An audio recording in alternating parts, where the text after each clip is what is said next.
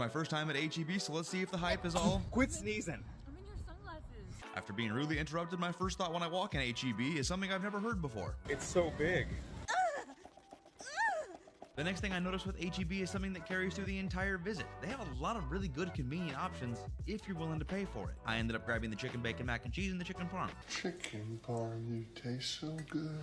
The next spot is one of the only few spots I actually fell in love with at HEB is their produce section. They have a ton of prepackaged fruit, so I grabbed some watermelon. Then they had one of the best deals on strawberries I've ever seen at 97 cents per package, so I grabbed 5 of them sons of bitches. Then I saw they had apples on sale for 90 cents a pound, so I grabbed 3 bags of those alongside a bag of baby carrots to match the size of the carrot that I packed, then a bag of avocados and romaine lettuce because they were priced decently as well. Now for my first hot take and my first issue with HEB is the price of their meat. You'd be better off getting cheaper meat from Chippendales than you would from these guys. How dare you! The only regular proteins I even bought were some cooked medium shrimp with 21 grams of protein for 100 calories that I can do for easy quick dinners. Then instead of buying all their seasoned pre-packaged salmon, I just bought regular salmon and saved $7 a pound. I also did pay for some overpriced lean beef because I normally buy this on sale, but I needed it for a recipe that I'm going to review. I did find these pre-seasoned chicken fajita thighs and breasts reasonably priced, so I did grab a pack of each of them. A few more overpriced items I got were some cocktail shrimp and cheese snacks for a date night, and then some real good chicken nuggies because A, they make for a really easy macro-friendly lunch, and B, because they're real good. Straight to jail. Ha! Now you got burned.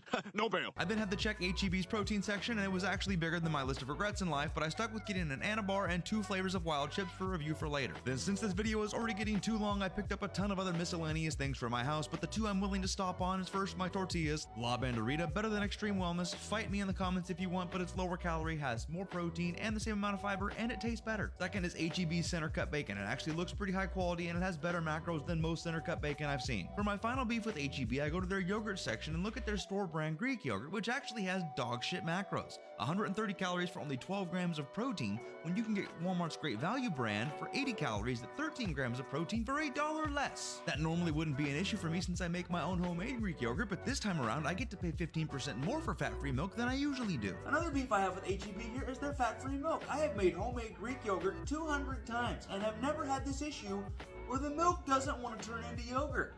It is just thick, nasty milk and will not culture into it. What the My final beef with HEB is in their egg section because the largest pack I can get is an 18 pack. Y'all don't even have eggs in bulk.